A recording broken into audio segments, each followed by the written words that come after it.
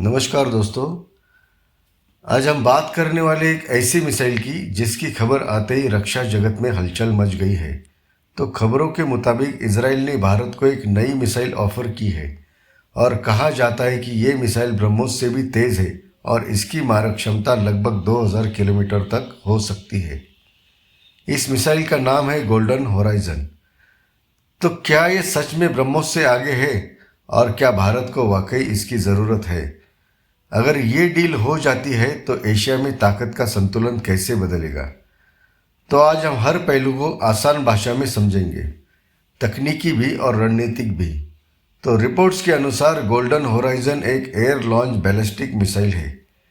तो इसका मतलब क्या है? तो ये ज़मीन से नहीं बल्कि लड़ाकू विमान से छोड़ी जाती है और छोड़े जाने के बाद ये ऊंचाई पर जाती है और फिर बहुत तेज़ गति से लक्ष्य पर गिरती है। इसकी स्पीड है माक 5 से ज़्यादा, यानी हाइपरसोनिक स्पीड, और इसकी रेंज 1500 से 2000 किलोमीटर। और इसका मेन उपयोग है दुश्मन के गहरे और मजबूत ठिकानों पर हमला, जैसे बंकरों पर।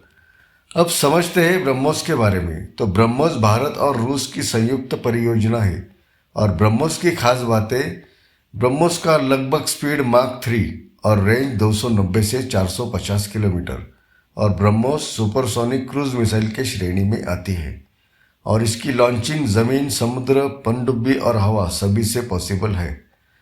ब्रह्मोस की सबसे बड़ी ताकत है इसकी सटीकता और कम ऊंचाई पर उड़ान। अभी दोनों में मुख्य फर्क क्या है? तो ब्रह्मोस एक क्रूज मिसाइल है और गोल्डन होराइजन बैलिस्टिक मिसाइल श्रेणी में आती है।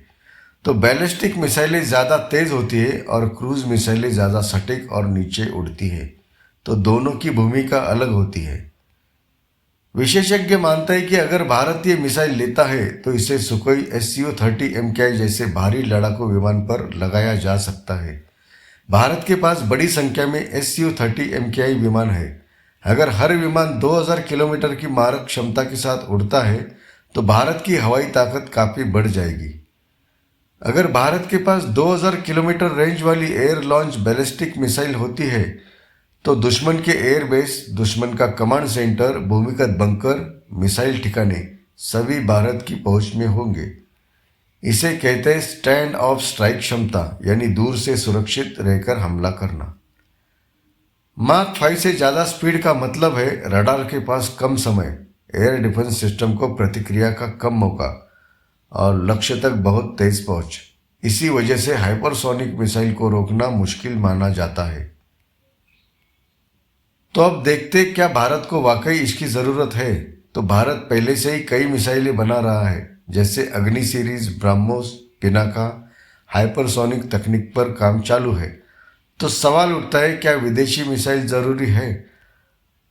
तो उसके संभावित कारण ये हो सकते हैं कि भारत को नई तकनीक मिलेगी, भारत की ताकत पहले से ज़्यादा बढ़ेगी क्योंकि 2000 किलोमीटर रेंज वाली बैलिस्टिक मिसाइल आ जाएगी, और चीन और पाकिस्तान के खिलाफ रणनीतिक संतुलन मिलेगा।